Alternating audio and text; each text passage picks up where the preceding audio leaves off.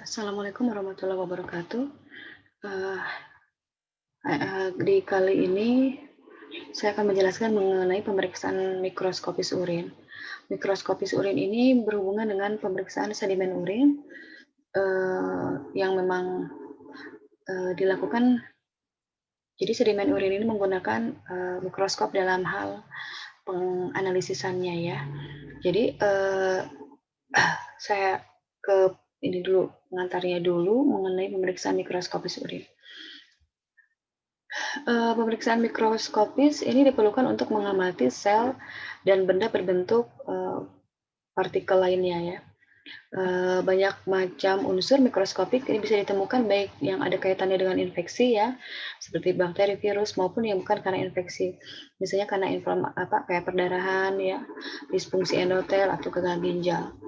Nah, metode pemeriksaan mikroskopis ini berhubungan dengan sedimen urin, ini lebih dianjurkan untuk dikerjakan dengan pengecatan Steinheimer-Malvin, walaupun memang ada juga yang, tidak menggunakan pewarnaan.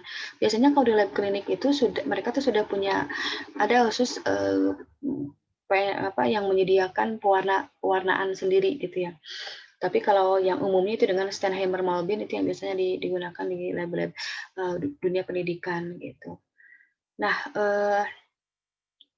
eee, dengan pewarnaan ini bisa nanti, unsur-unsur yang mikroskopis itu bisa terlihat jelas ya, seperti itu. Nah, biasanya nanti, eee, urin yang digunakan ini biasanya sebanyak, 10 sampai 12 mili, ya. 10 sampai 12 mili ini dimasukkan ke dalam tabung pemusing, jadi ada khusus tabung untuk, sentrifugasi yang ukurannya sampai 15 sampai 20 mili lah gitu ya biasanya. Tapi kalau di lab klinik itu ada yang memang, dia sudah digunakan, eee, ukuran maksimumnya yaitu 12 mili gitu dan memang, eee, pada saat dibuang si, apa namanya itu, dibuang si, bukan endapannya, jadi nanti pada saat si urin itu sudah dimasukkan ke dalam tabung kemudian disentrifugasi nanti akan terlihat, eee, bagian apa namanya itu ya, aduh saya lupa lagi, supernatan, ya ada supernatan dan ada, endapan atau namanya pelet. Nanti supernatannya dibuang. Nah biasanya kalau dibuang di lab klinik itu, tabungnya khusus ya, tabungnya khusus sehingga memang si, endapan itu memang sudah terkunci di bagian bawahnya ya, karena ada penghalangnya gitu. Nanti tinggal diteteskan dengan pewarnanya gitu ya. Oke, nah zat padat atau sedimen nanti yang diperiksa ada 2 jenis, yaitu ada zat, organik dan anorganik. Kalau zat organik itu biasanya kelkosit, eritrosit, epitel, silinder atau cash, jamur, bakteri, parasit, dan lain-lain. Sementara untuk yang zat anorganik seperti kristal normal, kalsium oksalat, asam urat ya, maupun kristal abnormal lainnya seperti rotin, sistin, bilirubin, dan lain-lain. Nanti setelah misalnya diwarnakan, kemudian nanti dimasukkan ke diteteskan ke dalam di dalam objek gelas ya, kemudian ditutup dengan cover gelas, nanti siap diperiksa di bawah, mikroskop itu dengan, perbesaran rendah dulu ya, menggunakan lensa objektif 10 kali gitu. Nanti untuk nanti diidentifikasi dengan apakah dengan lambang pandang besar ataupun lapang pandang kecil gitu ya. Oke. Nah, pemeriksaan sedimen urin tadi ya, mengumpulkan urin. Biasanya kalau 3 sampai 5 mili itu sangat kurang ya, ini, yang digunakan tuh sampai 10 mili, karena dikhawatirkan biasanya kalau misalnya urinnya yang encer, itu dikhawatirkan dapatnya sedikit, gitu ya, kalau urinnya terlalu encer gitu. Jadi, yang aman itu memang baiknya adalah 10 sampai 12 mili, gitu ya. Nah, kemudian nanti ada di sentrifuge sekitar 3 sampai 5 menit di 1.500 rpm, ya, radian per menit gitu, di bawah supernatannya nanti dikocok, sedimen dengan sisa supernatannya gitu ya. Ada yang menggunakan pewarna ataupun yang tidak. Memang, bagusnya itu adalah menggunakan pewarna gitu ya. Nah seperti ini, ya gitu. Ini sentrifugasi, kemudian dikantasi itu dibulak-balik gitu ya antara supernatan, sisa supernatan. Jadi kan supernatannya dibuang, nah pasti ada sisanya si supernatan itu dibuang. Kemudian didekantasi itu dicampur dengan si pelet yang ada di bawahnya, boleh dikasih pewarnaan, nanti dimasukkan ke slide preparation atau object class, dilihat di bawah mikroskop, kemudian ada laporannya. Ya, kita bahas dulu mengenai sedimen organik ya. Sedimen organik ini yang pertama ini ada pemeriksaan mikroskopik urea, itu ada leukosit ya. Leukosit dalam urin. Oke. Leukosit ini dia bentuknya bulat ya, berbentuk bulat, kemudian berinti, dia bergranul, ukurannya sekitar 1,5 sampai 2 kali ya. 2 kali eritrosit, jadi lebih besar. 2 kali eritrosit. Leukosit dalam urin umumnya adalah neutrofil yang ditemukan itu, atau polimorfonuklear PMN gitu ya. Leukosit dapat berasal dari bagian mana saja?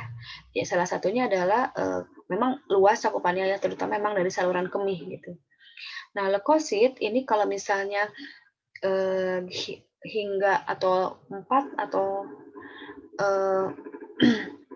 leukosit apabila jumlahnya 4 atau 5 per LPK ya, lapang pandang kecil, ini masih dianggap normal. Misalnya kalau pada laki-laki kurang dari 2 ya, memang sih kalau para perempuan itu kurang dari 5 gitu. Peningkatan jumlah leukosit dalam urin, nah ini ada kemungkinan dia piuria atau nama lainnya adalah leukosituria. Memang umumnya menunjukkan adanya infeksi saluran kemih bisa bagian atas ataupun bawah ya, atau karena sistitis atau pielonefritis ataupun glomerulonefritis yang bersifat akut ya. Leukosituria atau piuria ini bisa dijumpai pada febris, dehidrasi, stres, leukemia ya. Tapi di sini leukemianya tanpa infeksi atau tanpa adanya inflamasi. Kenapa? Karena memang kecepatan ekskresi dari leukosit ini meningkatnya mungkin disebabkan karena adanya perubahan permeabilitas dari membran si glomerulusnya, atau juga memang perubahan motilitas leukosit. Jadi apabila pada kondisi berat jenis urinnya gini. Jadi apabila pada berat jenis urinnya rendah, leukosit itu bisa ditemukan dalam bentuk sel glitter ya, atau leukosit PMN. Jadi dia bisa menunjukkan gerakan brown butiran ya di dalam sitoplasma. Kalau pada pH misalnya basa ya, pH basa atau pH alkali, ini leukosit itu dia cenderung berkelompok gitu ya. Leukosit dalam urin ini bisa juga karena memang adanya kontaminasi ya, misalnya di saluran urogenital ya, misalnya di dalam vagina karena ada infeksi dari serviks gitu ya, atau misalnya karena meatus uretra eksternal pada laki-laki gitu. Kemudian, nah ini kemudian adalah yang kedua adalah ini ya, white blood cell, sel darah putih ya. Ini itu tadi kan ditemukannya kayak glitter ya, gitu. Glitter. Ini sel darah putih ya. Nah, kalau ada bentuk ini amuba sih kalau bentuknya seperti ini. Ini kalau seperti ini dia bakteri. Nah, ini bakteri. Nah, selanjutnya adalah eritrosit dalam urin. Nah, eritrosit di dalam urin ini apabila ditemukan berarti kemungkinan si pasien tersebut itu mengalami hematuria. Eritrosit di dalam air seni ini bisa berasal dari bagian manapun, terutama bagian kemih ya. Secara teoritis memang harusnya tidak ditemukan eritrosit tersebut, namun karena memang dalam urin normal itu ada ditemukan 0,3 sel per LPK, itu masih normal ya, 0,3 itu. Hematuria yang kelainan adanya eritrosit dalam urin ini apabila terjadi peningkatan jumlah eritrosit dalam urin karena ada beberapa faktor ya. Hematuria itu bisa karena kerusakan glomerular, misalnya ada tumor di saluran kemih, trauma ginjal, bisa karena memang batu saluran kemih, inflamasi atau infeksi ya, atau infak ginjal, bisa juga karena nekrosi tubular akut, infeksi saluran kemih di bagian bawah, ataupun karena nefrotoksin dan jenis lainnya. Nah, hematuria ini ada dibedakan menjadi hematuria makroskopik dan mikroskopik ya. Jadi kalau misalnya darah yang dapat terlihat jelas secara visual menunjukkan perdarahan berasal dari saluran kemih bagian bawah ya. Itu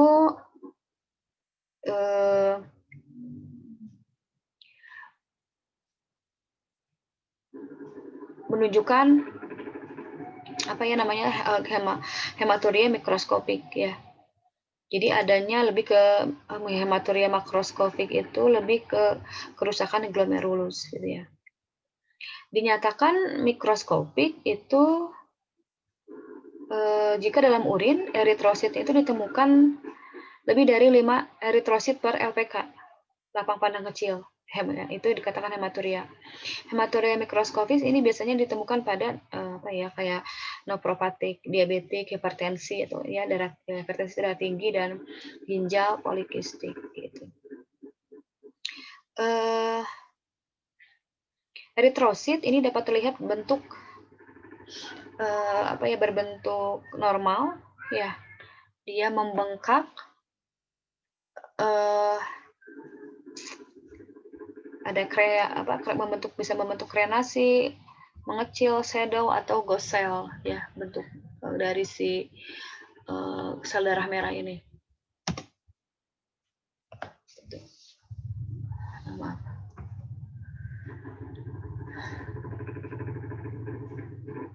Eritrosit memang dia bisa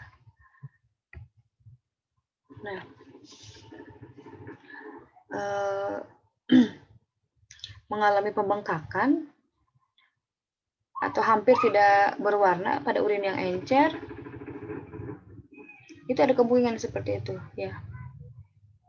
Jadi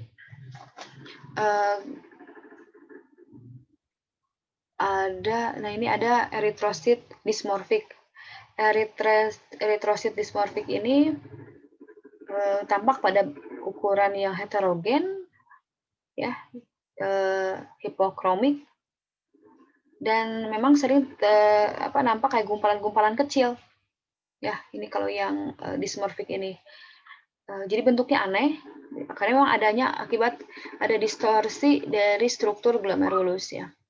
Jadi kalau misalnya ditemukan adanya sel darah merah atau dysmorphic RBC, red blood cell, ya, itu menunjukkan adanya penyakit glomerular atau glomerulonefritis ya. Itu kalau ditemukan dysmorphic RBC ini. Gitu.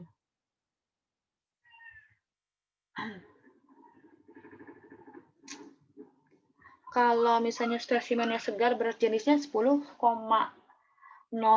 sampai kalau misalnya BJ urin itu 1,010 sampai 1,020, misalnya eritrosit berbentuknya cakramnya normal ya. Jadi bentuk cakram normal saja, tidak mengalami distorsi gitu. Nah, selanjutnya ini ada epitel ya. Nah, pemeriksaan mikroskopis epitel, epitel yang sering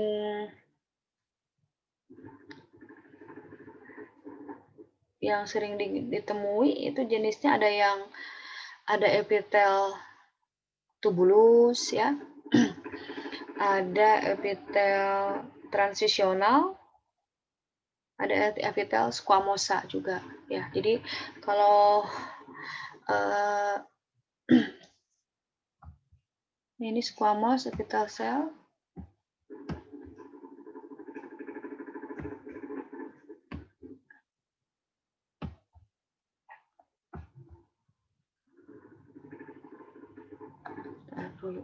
Kok ini error terus ya.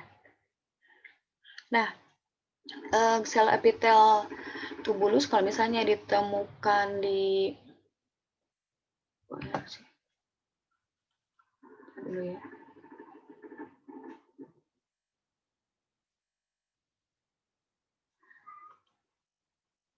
Tunggu kok error. Nah.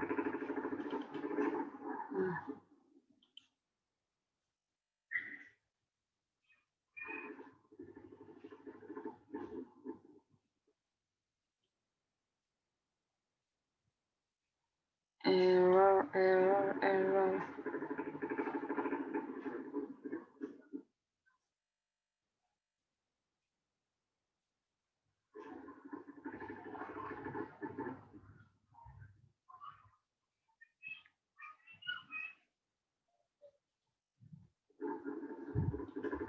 Aduh, mohon maaf, ini error. Jadi error. Nah.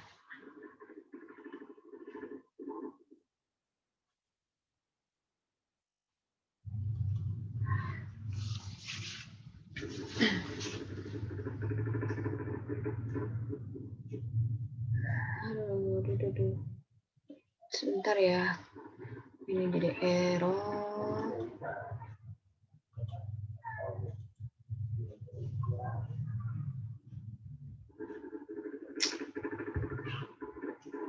Aduh ya, saya stop dulu.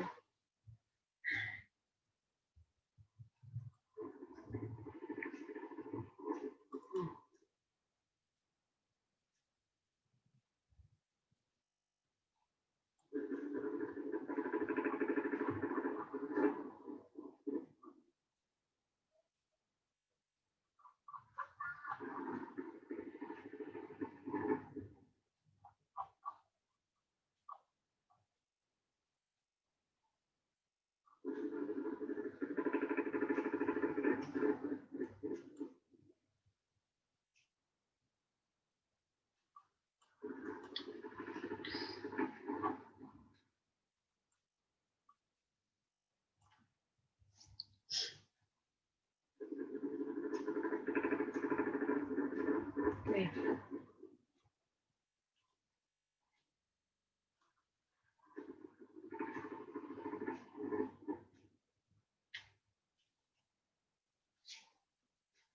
Ini. Oke, saya lanjutkan kembali. Oke ya. Jadi untuk sel epitel,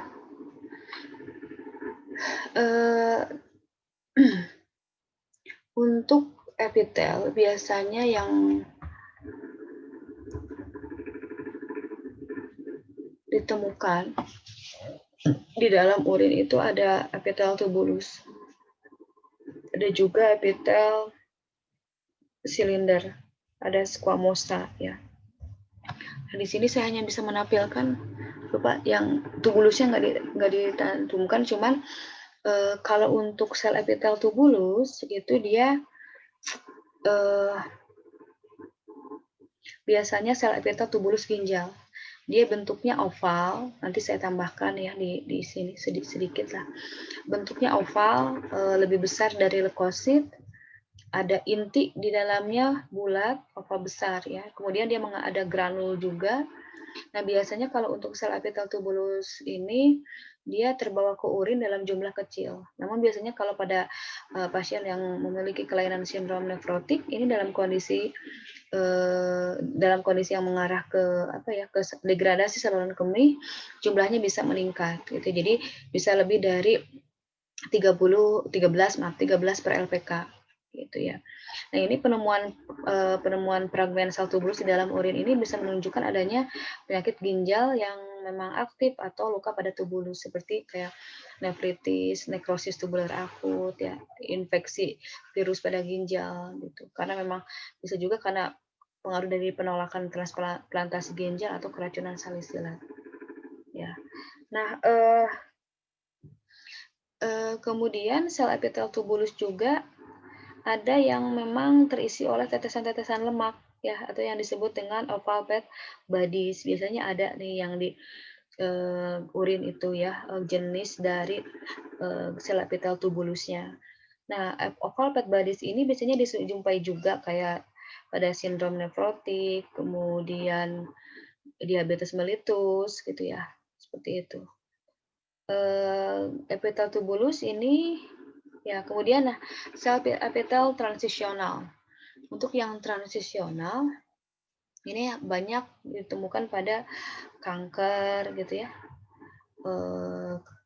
Kankernya kanker kandung kemih. Nah, sel epitel yang transisional ini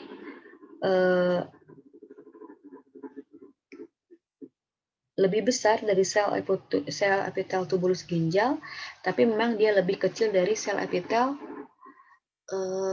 squamous ya, kalau untuk epitel transisional ini. Sel epitel transisional ini bentuknya bulat ya, dia bulat oval gitu, ini bulat oval, gelondong, dan memang mempunyai tonjolan. Besar kecilnya sel epitel ini tergantung dari memang bagian saluran kemih yang mana si epitel ini berasal. Ya, sementara untuk sel squamosa, ini epitel yang cukup besar, ya biasanya ini ada di urin normal juga. Nah, kalau yang squamosa ini ada biasanya ada di urin normal gitu ya. Sel epitel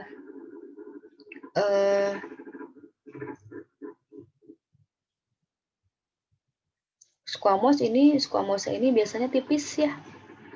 Tipis, kemudian datar gitu ya. Inti ada kecil ini.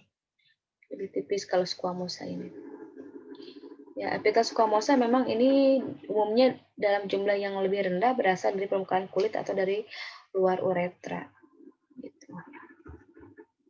Ini squamous ya, ini lebih tipis dibanding dengan transisional.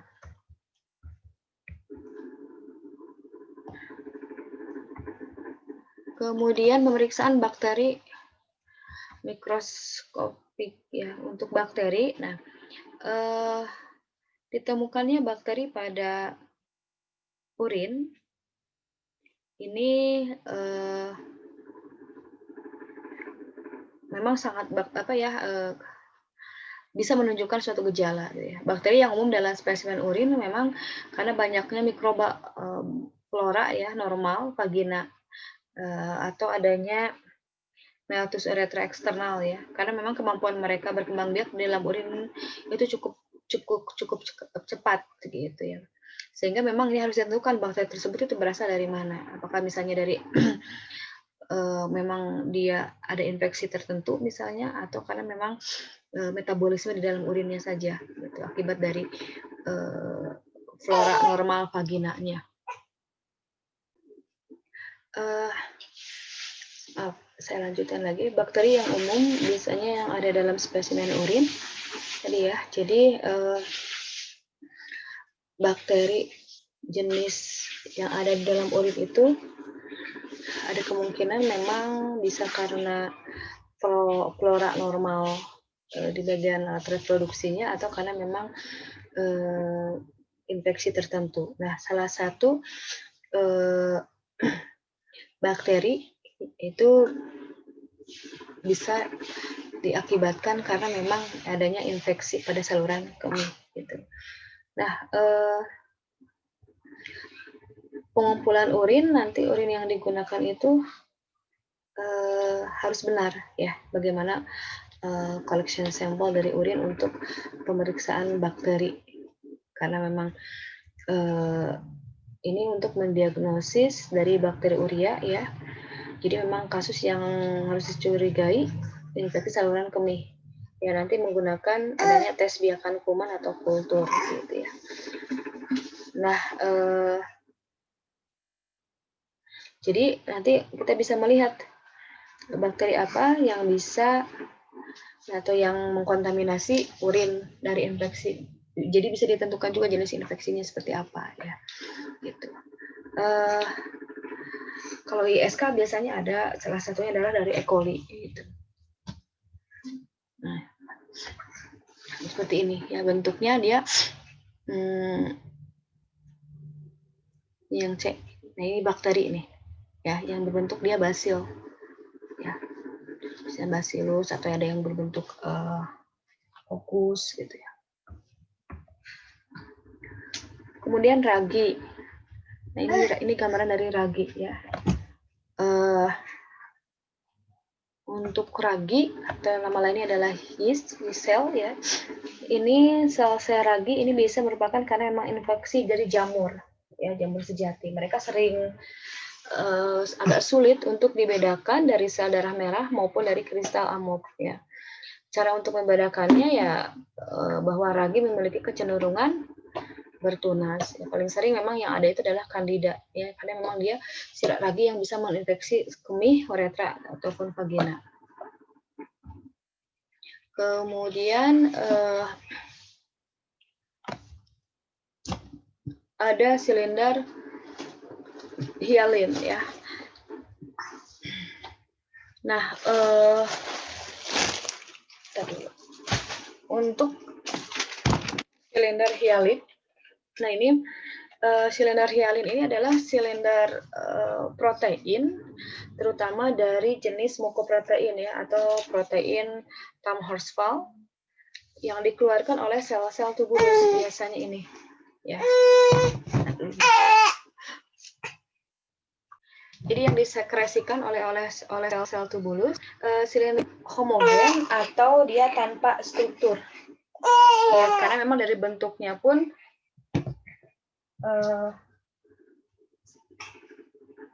ya.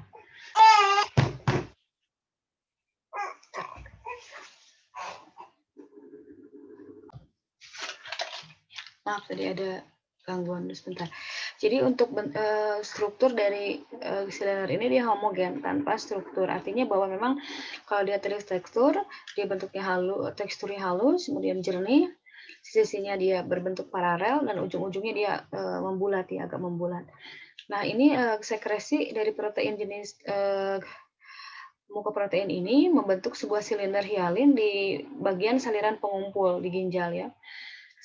Silinder hyalin tidak selalu menunjukkan memang penyakit klinis ya. Jadi kalau normal itu 0 sampai 1 silinder hyalin per LPS ya, lapang pandang luas ya. Jumlah yang lebih besar ini bisa dikatakan dia dikaitkan dengan proteinuria di ginjal. Misalnya kayak penyakit glomerular atau ekstrak ginjal misalnya kayak overflow proteinuria seperti dalam myeloma gitu. Kanker ya, atau myeloma. Silinder protein ini bentuknya panjang, di mana dia memiliki ekor yang tipis gitu ya, di persimpangan lengkung Henle-nya, dan di bagian tubulus distal. Gitu. Atau nama lainnya pun disebut dengan silindrois, seperti itu. Nah, ini untuk silinder hyalin. Nah, atau namanya adalah hyalin case. Ya. Selanjutnya adalah silinder eritrosit. Nah, silinder eritrosit ini sifatnya granul ya, dan memang dia mengandung hemoglobin dari kerusakan eritrosit gitu. Adanya silinder eritrosit ini disertai memang adanya hematuria. Ya. Hematuria yang bersifat mikroskopik. Jadi memang untuk memperkuat diagnosis kelainan glomerulus, selain tadi adanya mengidentifikasi eritrosit ya, juga kalau ditemukan ya silinder eritrosit itu bisa menguatkan kelainan di glomerulus. Ini kalau apabila cedera glomerulusnya parah, misalnya adanya kebocoran eritrosit atau kerusakan tubularnya parah, ini akan menyebabkan si eritrosit ini melekat pada matriks protein tadi yang di silinder mukoproteinnya, sehingga memang membentuk silinder eritrosit. Nah ini, jadi silinder eritrosit ini dikarenakan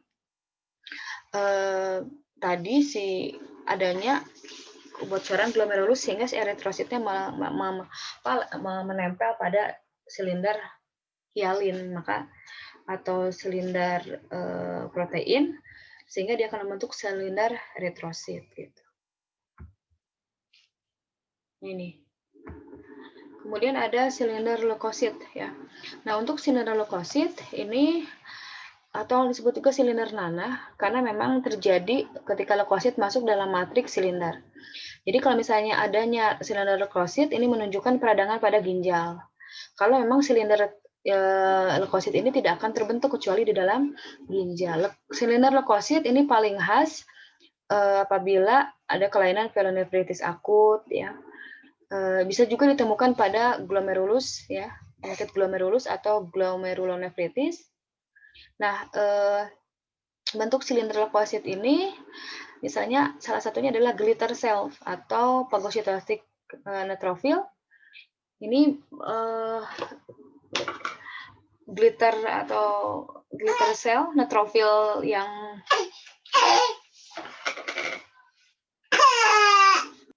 nah, jadi untuk silinder leukosit ini dia akan disertai oleh glitter cell atau tadi yang neutrophil ya. Karena memang dua-duanya juga ini menunjukkan adanya penyakit glomerulus ya, atau glomerulonefritis. Nah, ini penemuan dari silinder leukosit ini apabila dia bercampur dengan bakteri, nah ini ada kemungkinan dia mengalami pyelonefritis ya, karena memang pyelonefritis ini keluhannya adalah merusak memang pyelonefritis ini gejalanya memang sebenarnya tanpa keluhan ya, meskipun memang jaringan ginjalnya itu dirusak kalau pada pyelonefritis. Ini untuk silinder leukosit ya. Ini. Kemudian ada silinder granular ya. Ini silinder yang mengalami degenerasi ya. Kalau untuk yang granular ini.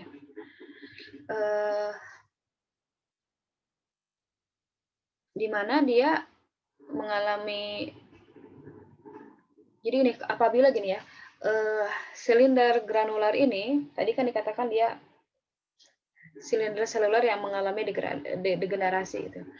Disintegrasi sel selama transit ini melalui sistem kemih ini bisa menyebabkan atau menghasilkan perubahan membran sel gitu ya, karena memang adanya fragmentasi inti dan juga ada granulosis atau granulasi sitoplasma. Itu. Jadi hasil disintegrasi dari silinder-silinder ini bisa membentuk granul seperti itu. Jadi kemudian menjadi butiran-butiran halus. Ya. Kemudian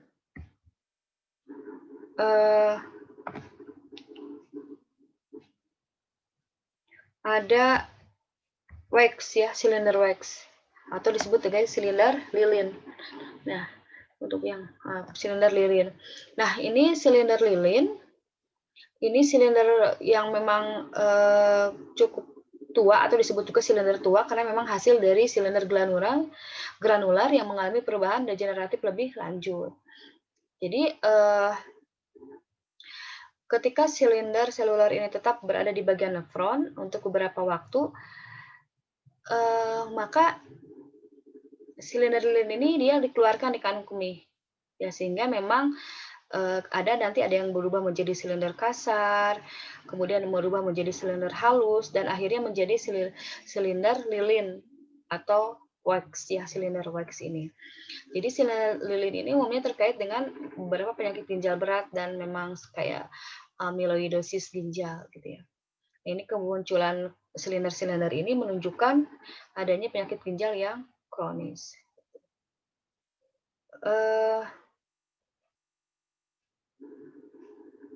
Nah itu ya.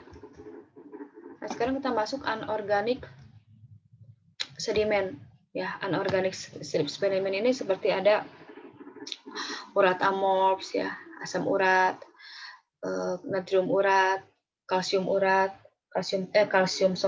sulfat, ada kalsium oksalat dan asam hipurat gitu ya.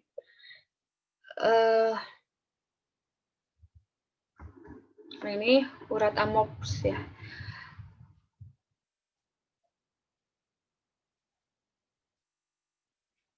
Nah untuk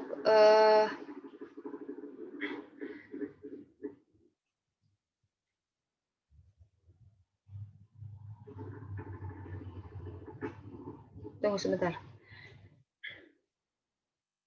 Ini nggak bisa.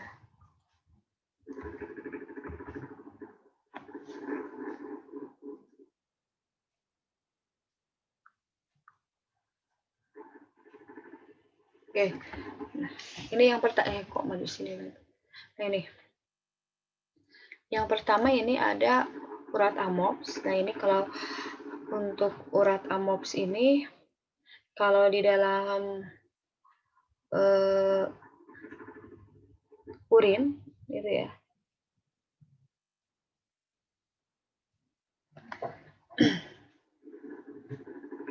Ini memang bentuknya dia tidak berwarna ya.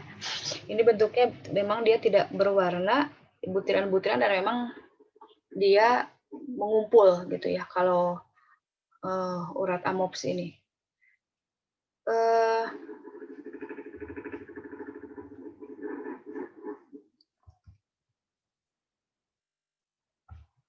Nah, dia biasanya ini dia ada di dalam urin yang apa namanya tuh bersifat basa ya atau alkali. Oh enggak, ini warnanya dia sebenarnya warnanya apa ya? Kayak kuning coklat, terlihat seperti butiran dan berkumpul. Ini pada urin yang bersifat basah. Nah, secara umum ini tidak ada interpretasi klinis sebenarnya kalau untuk urat amop ini. Tetapi kalau misalnya ada jumlah besar, ada kemungkinan dia mengalami gangguan. Ya, banyak obat yang diekskresikan dalam urin mempunyai potensi untuk membentuk kristal. Jadi bisa aja karena memang pengaruh dari obat, gitu ya. Jadi ya apa ya? Jadi memang tidak harus semuanya. Jadi kalau adanya urat amop ini belum tentu ada kelainan kalau misalnya jumlahnya tidak terlalu banyak gitu ya. Bisa karena emang pengaruh-pengaruh dari makanan gitu ya, atau misalnya memang keadaan sakit lain ya, misalnya itu bisa mempengaruhi munculnya urat amop gitu ya. Nah,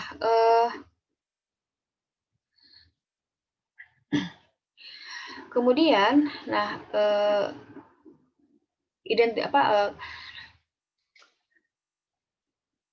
kemungkinan lain, maaf dulu.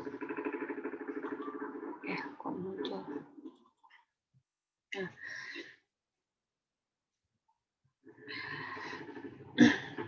Nah, kemungkinan lainnya kalau misalnya ditemukannya urat amop, ini memang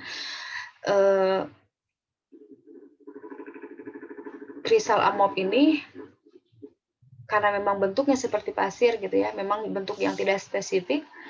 Jadi memang normal-normal saja kalau ada di dalam urin gitu. Jadi tidak mengarah pada penyakit tertentu. Jadi salah satu bisa aja karena memang kurang minum gitu ya, atau misalnya akibat pola makan karena makan hari tertentu saja seperti itu ya. Dan memang salah satunya adalah kurang minum sih bisa menyebabkan urat amop ini muncul. Nah, cara terbaiknya memang ya harus banyak minum apabila aktivitasnya tinggi, maka asupan minumnya pun itu harus disesuaikan dengan aktivitas gitu ya. Kemudian yang kedua ini ada asam urat. Ya, asam urat. Nah, ini bentuknya segi 6 ya. Bentuknya ini segi 6. Kalau untuk asam urat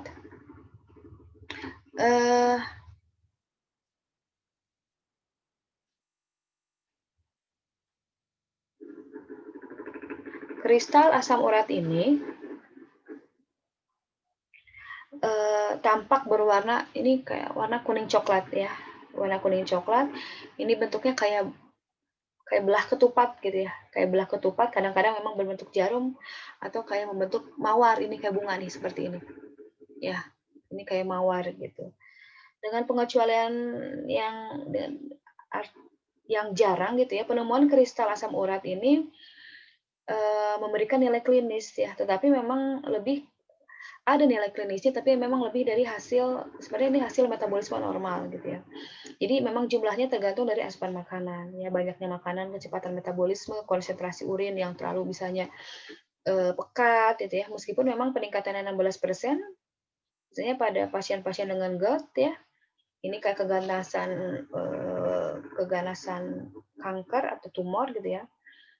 Ya, kehadiran mereka ini bisa dinyatakan bukan karena karena penyakit gitu ya.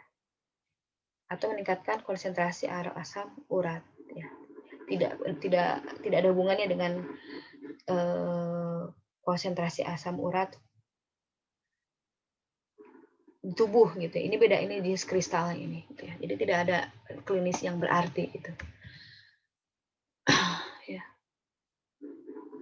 Nah, itu berhubungan dengan gout arthritis ada ya, tapi memang peningkatannya harus yang besar gitu ya. Meningkatnya 16% gitu, 16-20% itu baru dikatakan memang hubungannya dengan arthritis atau gout.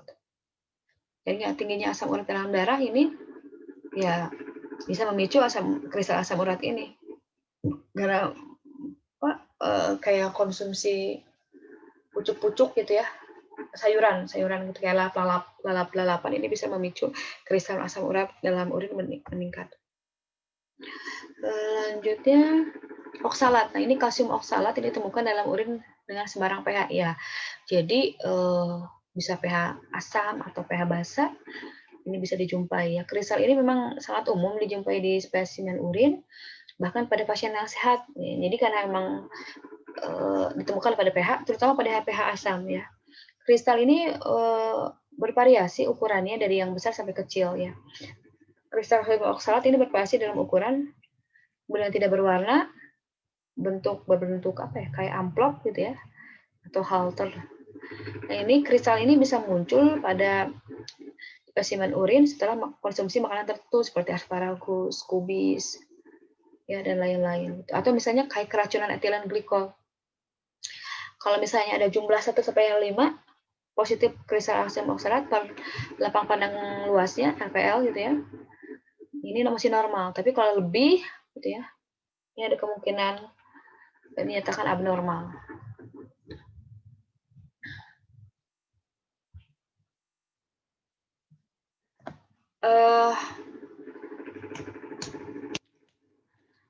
Normal kristal dalam urin bersifat basa ada amofosfat ya. Ada kalsium karbonat, amonium biurat, kalsium fosfat dan triple fosfat.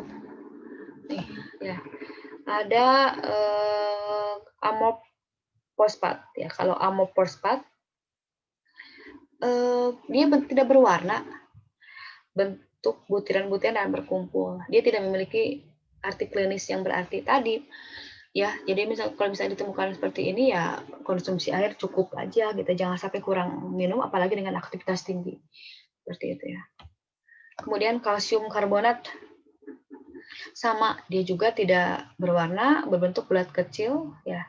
Tidak ada interpretasi klinis ya. Kalau misalnya dalam jumlah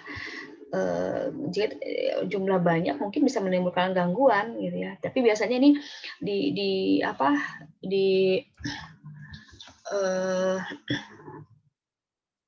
namanya itu apa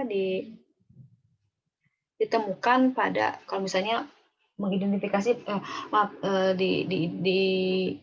diduga misalnya ada kelainan tertentu, maka kalsium karbonat atau jenis kristal lainnya bisa muncul gitu.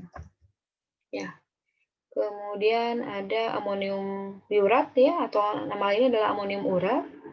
Ini warnanya kuning sampai kecoklatan, bentuknya bulat, dia tidak teratur, ya, bulat berduri dan bertanduk. Dia bisa juga ditemukan pada normal ya. Tidak ada interpretasi klinis gitu ya. Nah, ini bisa aja karena yang pengaruh obat-obatan tadi ya. Karena memang ada beberapa obat yang kalau misalnya disekresikan dalam urin itu akan membentuk kristal. Ini kalsium fosfat, ya, CA fosfat juga sama. Dia bentuk tidak berwarna, bentuk batang panjang, berkumpul membentuk roset, ya. Juga tidak memiliki interpretasi klinis ya. Kemudian triple fosfat ya. Ini Triple fosfat ini sama seperti halnya asam oksalat, kalsium oksalat juga dijumpai pada orang sehat ya. Kristal terlihat ini berbentuk prisma 4 persegi panjang, kayak tutup peti mati gitu ya. Kadang-kadang bisa juga membentuk daun atau seperti bintang gitu ya. Dia tidak berwarna, kemudian larut dalam asam cuka encer. Ini biasanya memang ditemukan, tapi dia lebih ke pH basa sebenarnya dia lebih senang di pH basa. Dia bisa muncul si kristal triple fosfat ini kalau misalnya konsumsi makanan tertentu seperti buah-buahan. ISK misalnya karena memang bakteri penghasil urease, misalnya karena adanya Proteus vulgaris. Proteus vulgaris juga ini bisa menyebabkan si kristal ini muncul gitu ya. Kemudian jadi bisa meningkatkan amonia bebas juga. Ya. Gitu. Kemudian ini ada kristal strupit gitu ya. Ini ada pada urin baksa. Ini kalau sama halnya seperti triple fosfat ya. Ini bentuknya sama kan? Ya, ini triple fosfat atau kristal strupit ya tadi. Proteus vulgaris ya. Nah ini. Nah ini abnormal kristal pada metabolisme. Misalnya adanya muncul sistin, kolesterol, leusin, tirosin, bilirubin, hemosiderin, gitu ya. Contoh ini cistin. Kalau adanya kristal cistin ini berbentuk heksagonal dan tipis ya. Kristal ini muncul bisa dalam urin akibat ada cacat genetik atau penyakit hati yang parah. Kristal dalam batu cistin ini bisa dijumpai pada cistinuria atau homocystinuria ya. Ini dibentuknya pada pH asam ketika konsentrasinya kurang dari atau lebih dari 300 mg. Biasanya ini membingungkan asam urat karena memang bentuknya mirip ya. Kalau kristal sistin kristaluria ini indikasi dari kelainan cistinuria ya, kelainan metabolisme bawaan cacat ya. Jadi adanya melibatkan kelainan reabsorpsi tubulus ginjal. Salah satunya adalah termasuk kelainan reabsorpsi asam amino sistin. Kemudian kolesterol. Kalau kolesterol ini dia non-reguler atau irregular, transparan ya. Seperti pelat tipis itu bentuknya persegi panjang. Kadang satu, kadang dua dia menempel. Dari segi sudut persegi memiliki sudut persegi, adanya sudut persegi. Ya. Ini adanya kehadiran ini cukup tidak jelas. Jadi memang tidak diduga tidak ada makna klinis ya, seperti ini aja, seperti oval fat bodies aja gitu ya. Oval fat bodies ini kayak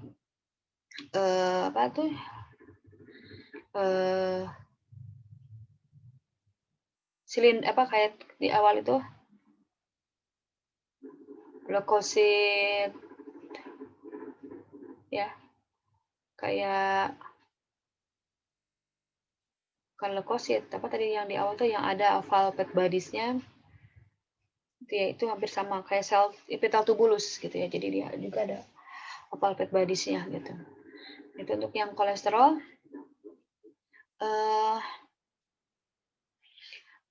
Jarang memang sih, jarang. Biasanya memang ditemukan pada pasien proteinuria, tapi kalau ada belum tentu si pasien tersebut itu proteinuria gitu. Kemudian ada kristal leusin. Kristal leusin sama tirosin. Ini ada leusin dan tirosin ya. Ini memang kristal yang asam amino yang memang biasanya muncul bersamaan kalau leusin dan tirosin ini ya. Karena memang ini menunjukkan adanya penyakit hati parah. Kayak misalnya tirosin, nah ini nampak seperti bentuknya kayak jarum ya, tersusun ini membentuk kayak bunga gitu ya, kayak bunga mawar. Ini sementara untuk leusin ini muncul ini kayak tetesan minyak bola gitu. Ya, ada radial, ada konsentris, ini ada konsentrisnya. Kristal leusin ini ada radial konsentrisnya kadang ini tertukar sama sel, gitu ya. Jadi jangan ini salah. Dia ada pusat nukleus ya. Ini memang jarang dijumpai ya, jarang dijumpai pada urin, kecuali pada kelainan genetik seperti, penyakit maple syrup atau penyakit kelainan seperti tirosinosis gitu ya. Kalau pada pasien normal ini jarang. Biasanya, kalau yang pada pasien penyakit hati itu juga penyakit hati yang cukup yang, mungkin berat, penyakit hati berat. Ya, seperti itu. Oke,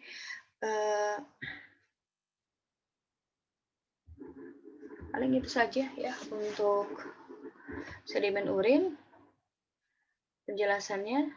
Kalau misalnya ada hal yang, tidak dimengerti boleh nanti ditanyakan di grup saja. Sekian untuk penjelasannya, terima kasih. Assalamualaikum warahmatullahi wabarakatuh.